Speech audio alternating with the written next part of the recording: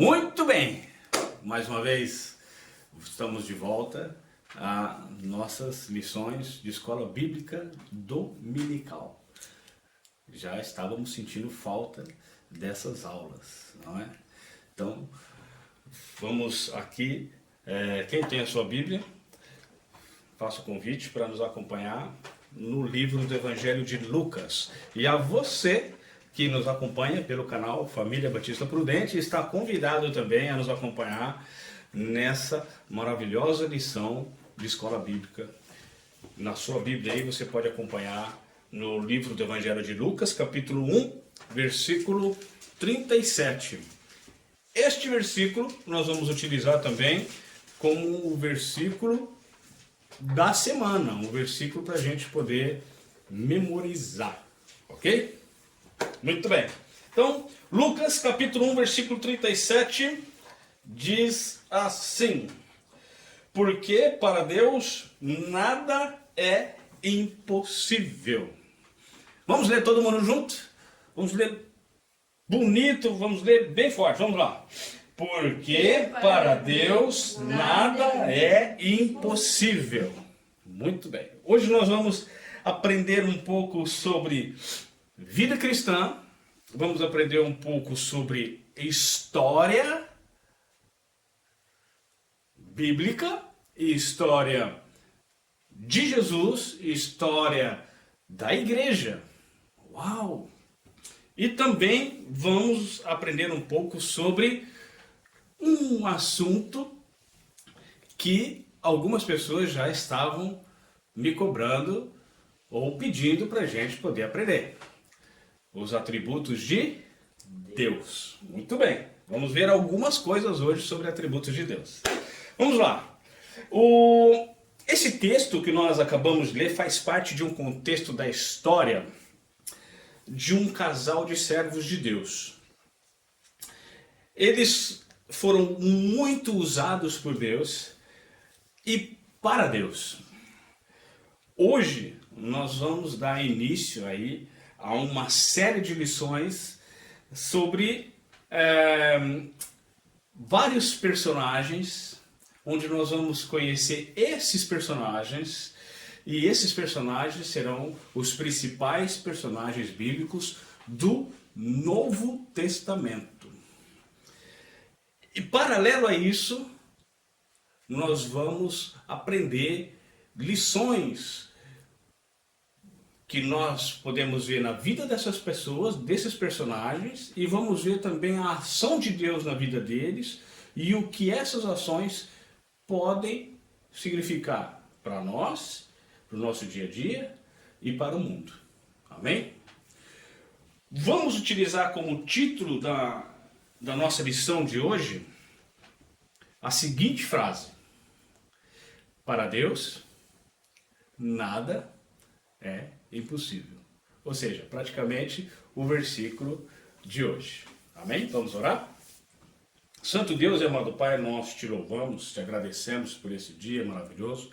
Te agradecemos por esse momento onde nós podemos estar reunidos para aprender mais sobre a Tua Palavra. Ser conosco, nos ajudando, abrindo nossa mente, nosso coração, para podermos crescer, Senhor, em conhecimento e podemos, ó Pai, aprender e podemos ser capacitados por Ti para colocar em prática tudo aquilo que o Senhor tem nos ensinado. Ó Pai, se comigo que eu não pregue e eu não fale palavras minhas, que eu não ensine pensamentos meus, nem de filosofias humanas, mas é que a Tua Palavra, de forma verdadeira, seja explicada e contada hoje. Em nome de Jesus, amém. Muito bem, vamos começar. Essa história ocorreu há algum tempo atrás. E quanto tempo mais ou menos atrás essa história aconteceu, irmão Fábio? Essa história aconteceu há um pouco mais de 2000 anos atrás. Nós podemos dizer aí, vamos arredondar, 2000 anos atrás, mais ou menos. Muito bem. O que compunha ali toda a... Qual era a característica do mundo? ou como era o mundo até então. Vamos lá. Naquela altura, o Império Romano era que dominava todo ali o Oriente Médio, aonde se localiza o país de Israel. E Israel estava sob o domínio do governo romano. Naquela ocasião, na província de Judá, quem era o rei, ou quem era o governador, ou quem comandava tudo ali, era Herodes. Alguém lembra desse nome? Muito bem. Então, Herodes era lá o governante da província da Judéia. E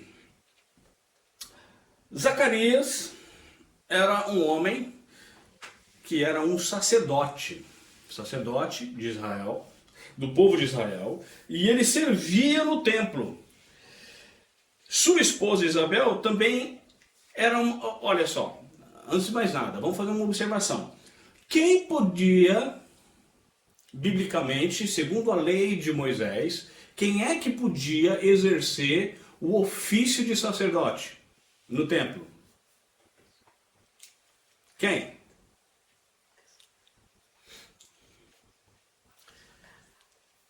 Era uma pessoa, ela devia ter uma certa descendência.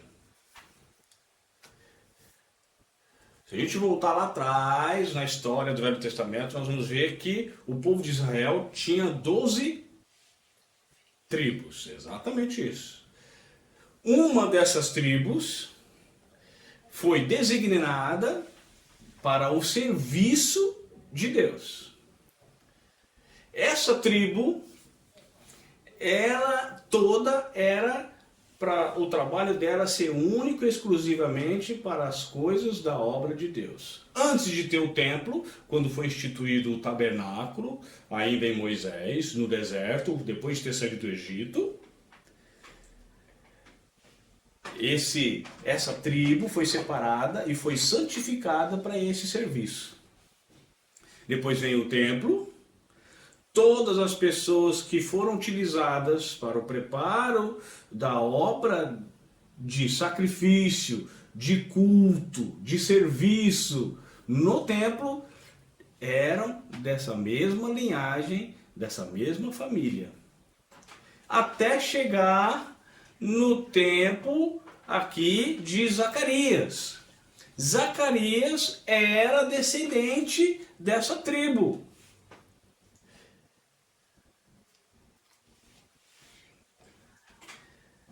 Era a tribo de Levi.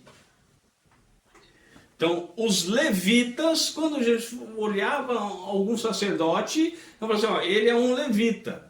Mas quer saber uma coisa super interessante? Isabel, a esposa de Arão, a esposa de Zacarias, era descendente direta de Arão. Ah, mas Zacarias também era então, irmão? Sim, pertencia, mas diretamente, Isabel era descendente de Arão. Então nós temos aí a nossa querida Isabel, já tinha aí uma certa idade, né? Já estava um pouco velhinha, coitada. E Zacarias na mesma situação. Um casal exemplar, um casal que servia ao Senhor. Muito bem. Os dois, a Bíblia diz que os dois eram justos e eles tinham uma vida de fidelidade diante da face de Deus. Porém, a nossa querida Isabel tinha um pequeno probleminha. Ela era estéril, ou seja, não podia ter filhos. E isso causava para Isabel um certo desconforto, uma certa vergonha e tristeza pelo fato de não poder ter filhos. Porque entre os judeus, uma mulher que era estéril era vergonhoso. Elas eram classificadas como alguém que não tinha, ou seja, que não prestava, não moralmente, mas que não prestava para dar continuidade à família. Muito bem. Os sacerdotes, para quem não sabe, haviam muitos levitas e eles se revezavam em turmas. Olha, tal semana é tal grupo de sacerdotes que vão servir no templo. Na outra semana é o outro grupo que vai servir no templo. Na outra, assim por diante. Então eles iam revezando em turmas. E chegou a vez da turma de Zacarias. Então, o que acontece? Zacarias vai fazer o serviço das orações. Então ele pega lá o seu candelabro com o incenso e entra no templo para assim levar as orações do povo, pelo povo e, é claro, por si mesmo. E quando ele chega no templo, lá diante do altar, ele tem uma visão assustadora. Do lado direito do altar, ele se depara com a presença de um anjo. Mas não era um anjo comum, não. Era o anjo Gabriel. A Bíblia diz que foi o anjo Gabriel que apareceu ali diante de quem? Zacarias. Zacarias então tem duas atitudes. Primeira, antes de mais nada, antes de eu falar as atitudes de Zacarias, qual seria a sua atitude se de repente você fosse fazer oração e na sua frente aparecesse um anjo? Pois bem, Zacarias teve um susto. Ele se assustou, ele ficou todo assustado, apavorado com aquela visão do anjo. Ele, calma, o Gabriel, né? O anjo Gabriel fala, calma, Zacarias, sou eu, o anjo Gabriel, eu tenho uma mensagem para você. E que mensagem foi essa que o anjo Gabriel deu para Zacarias? Ele disse para Zacarias que as orações dele foram ouvidas. Você já pensou, você orar tanto por uma coisa e de repente você se deparar com essa situação, numa oração, o anjo aparecer e fala, olha, as suas orações foram ouvidas.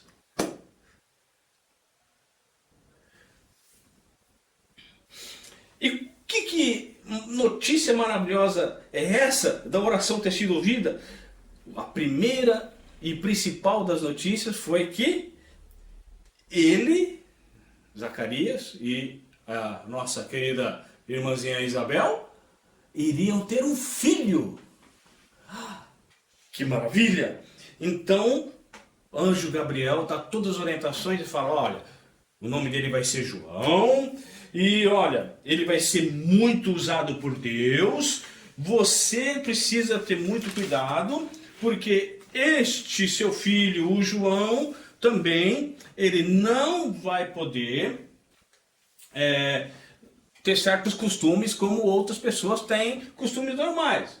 Ele não pode beber vinho e nenhum tipo de bebida forte. Porque ele será um homem ricamente usado por Deus e ele virá como o profeta Elias. Quem se lembra do profeta Elias? Ele tinha dois tipos de... dois itens que faziam parte da alimentação dele. Quem se lembra? Gafanhoto e quem se lembra? Vamos, gafanhoto e... Não era chocolate. Não, gafanhoto e... Não era feijão. Gafanhoto e mel. Gafanhoto e mel. Muito bem. Então, João viria como o profeta Elias. Isso nós vamos ver posteriormente quando a gente vê a vida de João. Será que João também vai comer gafanhoto e mel? Isso nós vamos ver mais para frente nas próximas lições. Mas continuando aqui, Zacarias e Isabel, ele teria uma característica marcante, segundo o anjo Gabriel. João seria cheio do Espírito Santo. Segunda atitude de Zacarias. Zacarias, ele duvidou. Mas anjo Gabriel, como? Isabel é estéril a vida inteira. Já tentamos de tudo. Ela não pode ter filho. Não tem jeito, ela já é velhinha. E eu também, já sou velho. Como? Não. Mas o anjo Gabriel sabia que para Deus nada era impossível. Muito bem. Então nós vemos aí a ação de Deus. Então Deus deixou Zacarias mudo. Ele saiu de lá com seu candelabrozinho, balançando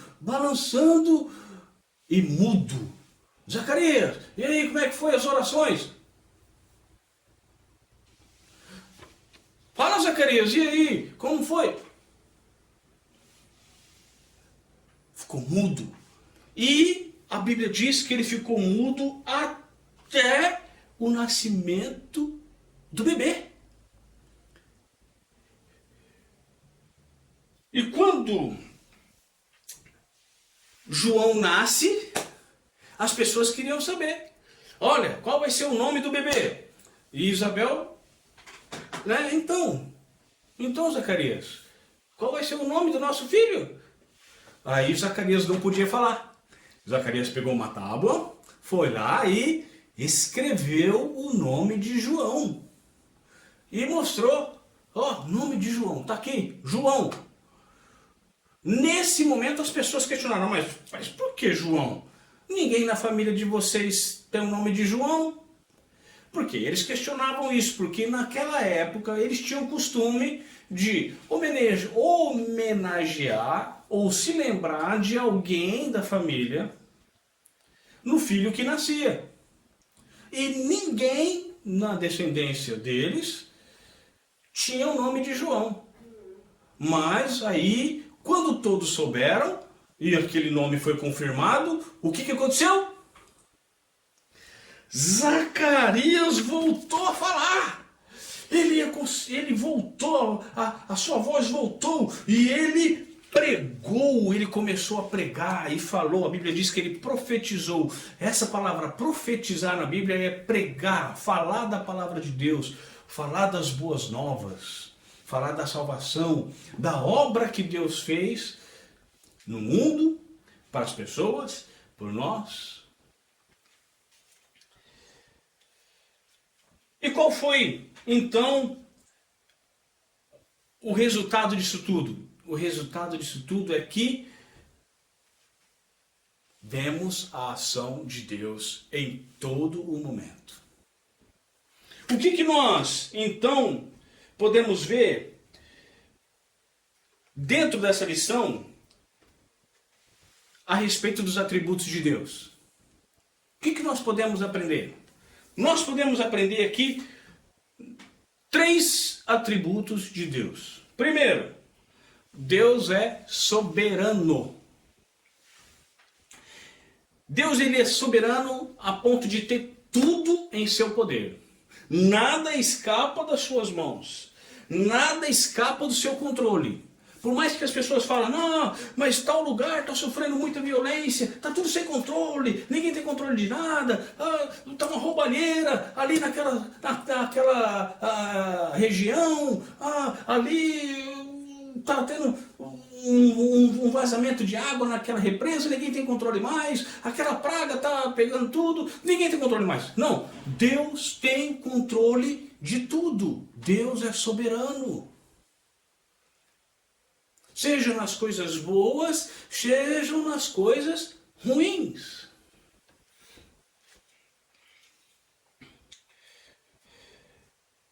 Ele tem a hora certa de agir, como agir, aonde agir, e em quem e por meio de quem agir.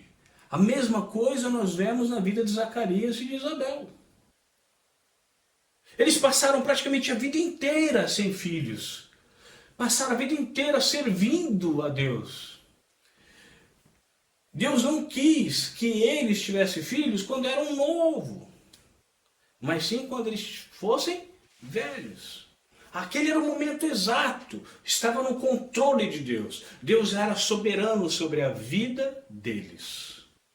Às vezes nós reclamamos que algumas coisas não acontecem no momento em que nós achamos que precisamos que essas coisas aconteçam. Não é para acontecer ali, naquele momento, naquela hora, naquele dia. As coisas vão acontecer no dia em que Deus quer que aconteçam. Da forma que Deus quer que aconteça. No lugar onde Deus quer que aconteça. Por meio das pessoas que Ele quer que aconteça. Segundo ponto doutrinário, ou segundo atributo, Deus é... O que nós podemos ver nessa história de Zacarias e Isabel? Além de Deus sendo soberano, Deus é... Vou dar uma dica. Vamos lá. Isabel tinha um problema, ela não podia ter filhos. Suponhamos que os médicos da época sabiam de um determinado medicamento por meio de algumas plantas, algumas coisas assim, que se misturasse poderia ajudar ela a ter filhos. Então Isabel faz aqueles tratamentos e os médicos não conseguem resolver o problema dela, porque eles não podem. Os médicos não podem ajudar Isabel a ter filhos. Então, nós aprendemos um segundo atributo, que Deus é... Vou reforçar a dica, vamos lá. Os médicos não podem. Então, Deus é onipotente. Deus é poderoso.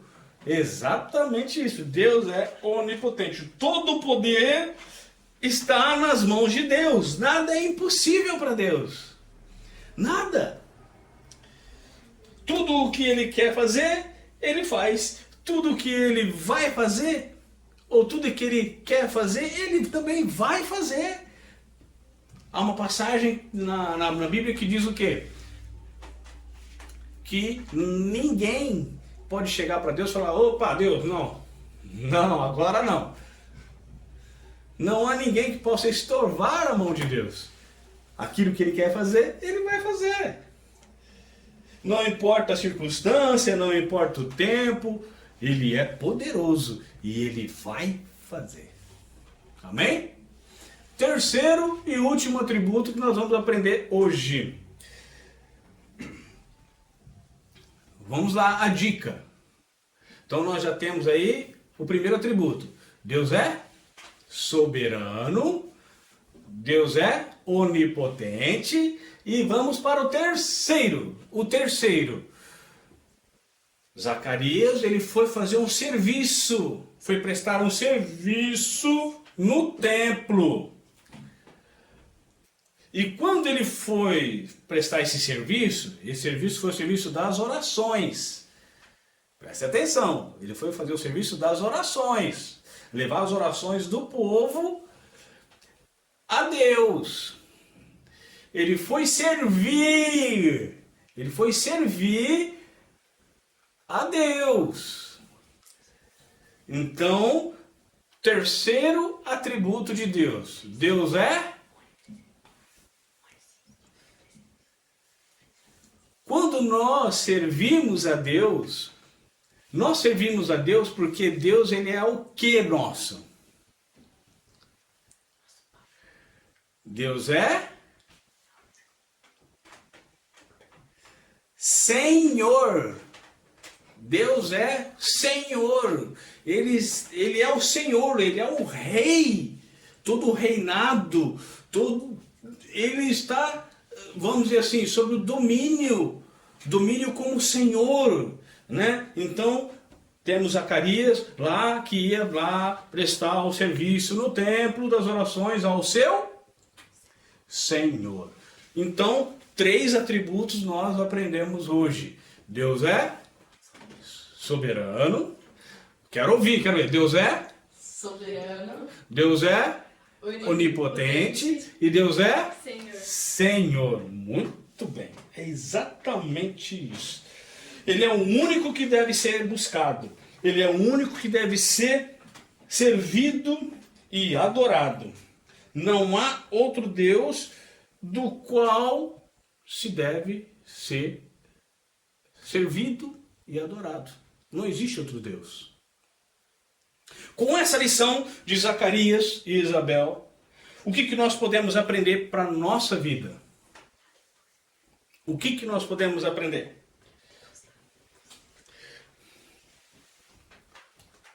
Podemos aprender aí algumas coisinhas. Primeiro, nós podemos aprender que o cristão, que o homem deve ser obediente a Deus. E temos uma responsabilidade quanto a essa obediência. A responsabilidade de sermos vistos como exemplos diante dos olhos dos homens. Isso é uma responsabilidade do crente. Quando nós buscamos a presença de Deus e quando nós somos obedientes a Deus, o resultado é as pessoas olharem para nossas vidas e falar: olha, essa pessoa é uma pessoa de Deus. Você tem sido uma pessoa de Deus? Segunda lição que nós aprendemos. Se você não for pertencente à tribo de Levi, você não é um levita. O que eu quero dizer com isso? Existe hoje no mundo chamado evangélico, que nós podemos falar assim, no movimento evangelicista, né? O que é esse movimento evangelicista? É o movimento que tudo agora é evangélico. Não sei o que, um grupo se reúne ali, é uma igreja evangélica. O outro diz que, não, é uma igreja evangélica. Né? Então, é o movimento evangélico. No entanto, o que impera dentro desses movimentos todos é o que nós conhecemos já há muitos anos como movimento gospel. Quando se trata do assunto gospel, nós lembramos muito de quê? Música. Exatamente. Então, algumas dessas igrejas que se dizem ser evangélicas, pertencentes ao movimento gospel, colocam o nome das pessoas que vão lá cantar essas músicas, nos seus grupos de louvores, essa coisa. São os levitas da igreja. O irmão é um levita. Por que eu sou levita? Porque você lá é um sacerdote da parte musical e você serve a Deus com a música. Não. Muito bem, então se você não pertence à descendência de Levi, então você não pode ser chamado de levita. Terceira lição que nós podemos aprender aqui nessa história de Zacarias e Isabel. Vamos lá. Terceira lição. Nossas orações, com todos os nossos problemas, com nossos desejos, nossas dificuldades, nossas ansiedades, devem ser todas dirigidas a quem? A Deus. Independentemente se elas serão respondidas sim ou não. Independente da resposta que Deus vai dar para nós. Nós devemos sempre levar as nossas orações a Deus. O que está escrito lá em 1 Tessalonicenses 5,17? O quê? Orai sem cessar. Quarta lição. Não há o porquê duvidar da palavra de Deus. Deus é real. Assim como aquele anjo que apareceu para Zacarias. Olha só, assim como o anjo Gabriel foi real, ele realmente apareceu para Zacarias, a palavra de Deus também é real para nós. Não há por que duvidar. E quinto e último, de tudo o que acontece em nossas vidas, nós devemos exaltar e glorificar a Deus. Mas, irmão Fábio, como é que nós vamos exaltar e glorificar o nome de Deus quando as coisas ruins acontecem? Nós vamos glorificar, devemos glorificar. Independentemente da situação de Zacarias e de Isabel, eles não podiam ter filhos, Isabel não podia ter filho, o tempo está passando, eles estão ficando velhos, estão ficando velhinhos. Olha lá, velhinhos. Eles não deixaram de servir a Deus. Ah, mas era dever dele, ele pertencia à família de Levi, era obrigação dele. Não, eles serviam com amor, com temor e com fervor. A vida está difícil? Tá. As coisas não são fáceis? Não, não são fáceis. Ah, o tempo não está bom? Ah, hoje eu estou mal disposto? Ah, eu não tenho um carro? Ah, eu não consigo fazer o meu trabalho? Sirva a Deus. Glorifique a Deus. Ah, mas eu corro tanto e não dá certo. Deus tem a hora exata dele agir. Nossa responsabilidade é sermos fiéis e buscar a presença de Deus e ser obedientes em servir a Deus. Zacarias, diante daquela situação, com certeza, ele não falou por causa da emoção. Ele não falou por causa da situação em si. A emoção fez com que ele voltasse a falar. O susto fez com que ele ficasse mudo. Não, foi o poder de Deus. Que nós possamos aprender com Zacarias e Isabel. Amém? Vamos orar? Santíssimo Deus e amado Pai, graças te damos, Senhor, mais uma vez, pela Tua palavra. Graças te damos, Senhor, por ter aprendido mais sobre Ti. Graças te damos, ó Deus, porque o Senhor é soberano, é onipotente, é o nosso Senhor. É quem reina sobre tudo e sobre todos. Sem Ti não somos nada, sem Ti não conseguimos nada, e pedimos o Teu auxílio para que o Senhor nos capacite, para que possamos suportar, ó Pai, todos os problemas, todas as dificuldades, independentemente do tempo em que elas estarão em nossa vida. Que nós tenhamos um coração, ó Pai, dedicado a Te servir, a sermos exemplo, a sermos obedientes a Ti. Se conosco no decorrer dessa semana e prepara-nos para o próximo culto. Em nome de Jesus. Amém.